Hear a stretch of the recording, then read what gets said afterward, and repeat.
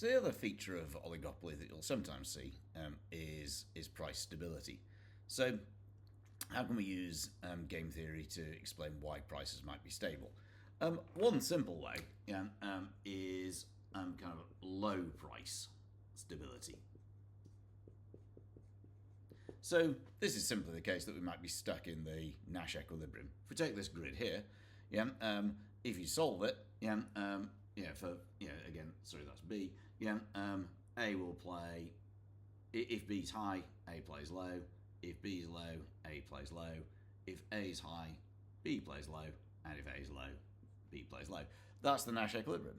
So if we're in a situation where both players are already low, playing low price, nobody wants to change. A doesn't want to change because they don't want to lose 15 by going from 25 to 10 if they play high. Likewise, B doesn't want to lose because they go from 20 to 15 if they suddenly played high.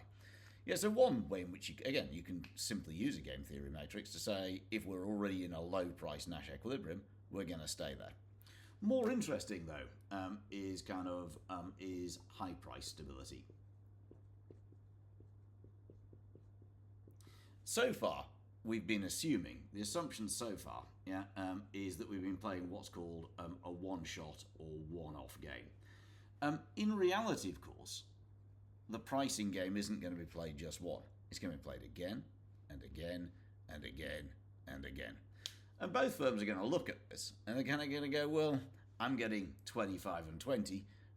We could get 140 and 150. So it might well be the case that one of the players decides to send a signal to another.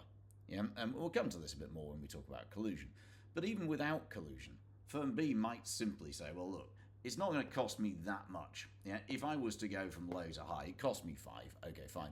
But if A believes that I'm rational, then they're going to be saying, well, why is B sacrificing like that? They're sending me a signal. So what B might be hoping, is that by temporarily playing high, that might encourage A to play high. And we might then be able to end up here, because A will read B's signal and might also choose to play high. So the question is, suppose we were up here, suppose we managed to get ourselves up there, to play high, would a price war start? Would it happen? In theory, yes, because we've said the Nash equilibrium is down here. A, by going low, could gain plus 70, if they suddenly decide to play low. Likewise, B could gain plus 50 by suddenly deciding to play low. But both firms are going to be saying, but I know that if I do that, the other firm will then retaliate.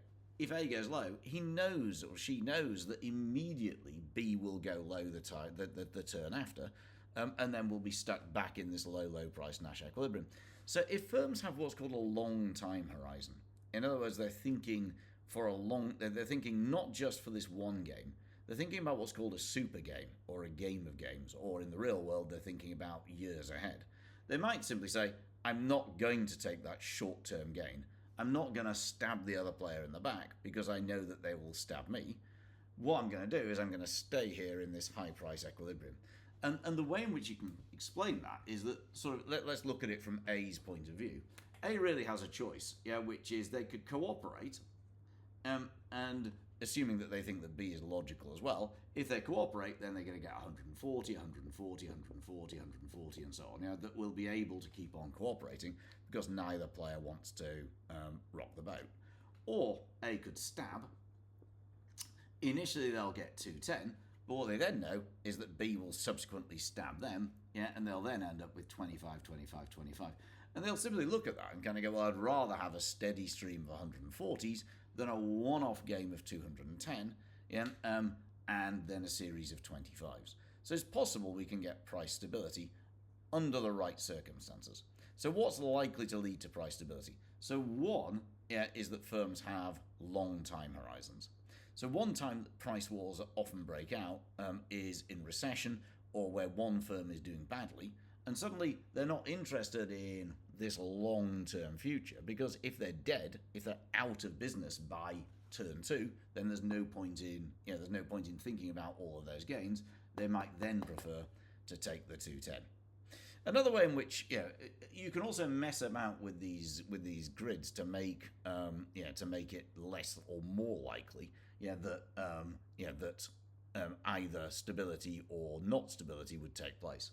Imagine I change that to 510, and I change that to 500. Suddenly there is a massive incentive to defect, a massive incentive to stab. So if there's a big short-term incentive to stab, price stability is much less likely.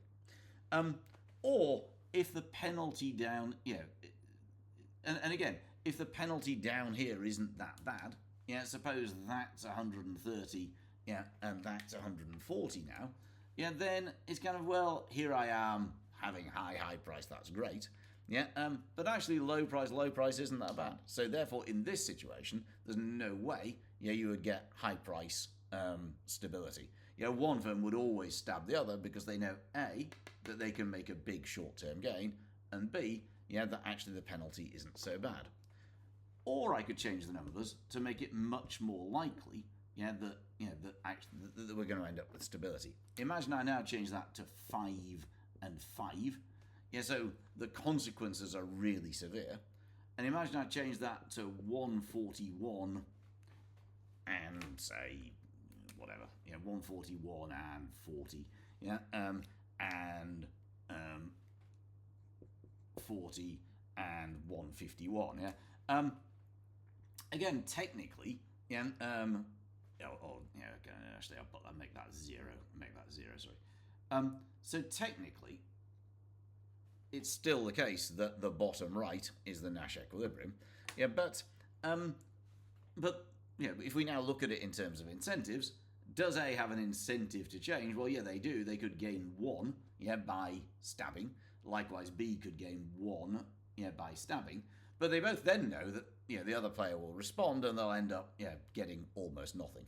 So in this case, there is little incentive to stab the other person in the back. There's not much gain. Maybe it's a market where consumers don't care that much about price. And the punishment, for stabbing, and then kind of the other firm then kind of retaliating and so on is very, very great.